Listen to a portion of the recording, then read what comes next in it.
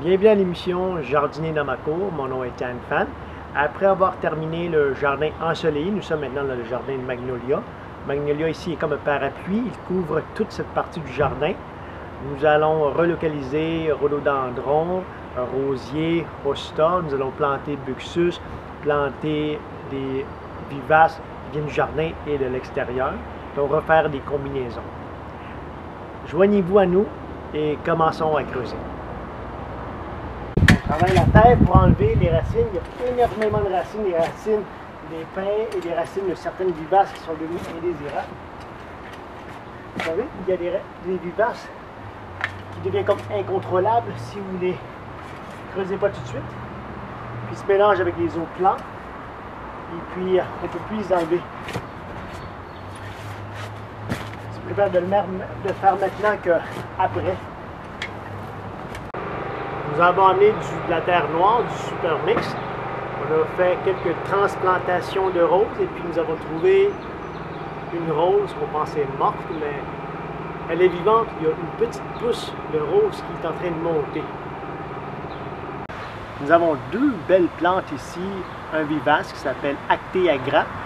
Les feuilles sont superbes, violet très foncé, très veiné.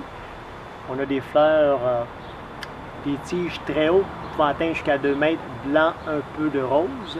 Et puis à l'avant, nous allons planter ce pin, donc, qui s'appelle Abies aurea. Lorsque ça sort au printemps, vous avez des épines jaunes, verts, et après ça devient un peu plus vert foncé. Donc ça va contraster très bien avec notre Actea grappe. Le magnolia est un des plus bels arbres. La forme, la couleur, la courbe de ses fleurs sont très romantiques. On voudrait toujours que la floraison dure un peu plus longtemps. Et sans exception, cette année, elle a duré 2 semaines, ce qui est toujours un peu trop court. Et après chaque floraison, on va lui faire une taille, donc pour garder une forme adéquate, pour qu'il soit plus en santé et pour que ce soit plus facile à gérer dans un jardin. Je me tiens debout en ce moment au milieu du magnolia. Les branches sont tellement belles. Quand vous achetez votre magnolia à la pépinière, vous allez voir, il y a beaucoup de branches qui viennent de la base. C'est préférable de garder 5 ou 6 branches seulement. Pourquoi? Quand vous gardez moins de branches, donc elles vont être plus en santé, elles vont être plus grandes, plus grosses.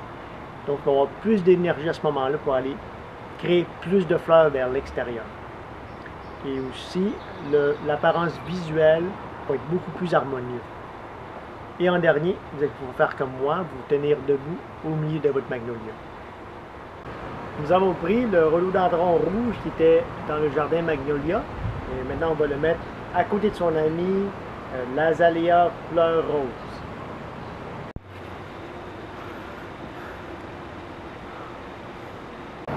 Nous avons ici 3 plants d'hosta. Et c'est des hostas que j'appellerais classiques. Pourquoi? Parce que c'est des hostas qu'on ne voit plus très souvent. Les premières plants ont été plantés par ma mère il y a 32 ans. Donc, pour les gens qui sont encore un peu jeunes, vous n'avez peut-être jamais vu ces hostas encore. Donc, c'est différents degrés de vert et on a une tache blanche au milieu. La fleur, c'est violet qui va sortir en été. Donc, ça va être très contrasté. Ça va bien avec notre conifère bleu qu'on a à l'arrière. Donc, si vous avez une chance, planter des hostas, ça va donner beaucoup de vie, beaucoup de forme et beaucoup de contraste à votre jardin. Notre conifère bleu a été planté il y a plus de 10 ans et maintenant il a plus de 2 mètres de hauteur. Il est devenu le meilleur ami de notre magnolia et chacun embellit l'autre encore plus. Nous avons ici notre chèvrefeuille orange.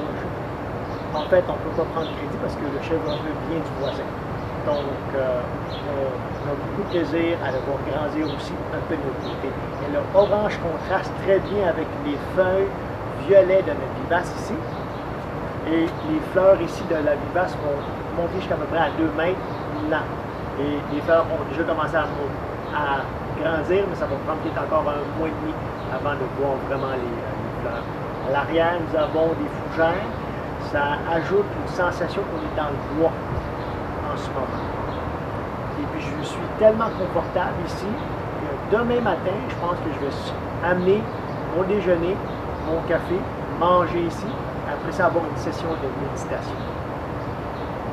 Nous avons aussi un buxus, le nom commun c'est un buis, et les gens vont former des petites haies avec ça, et c'est utilisé beaucoup dans les jardins français.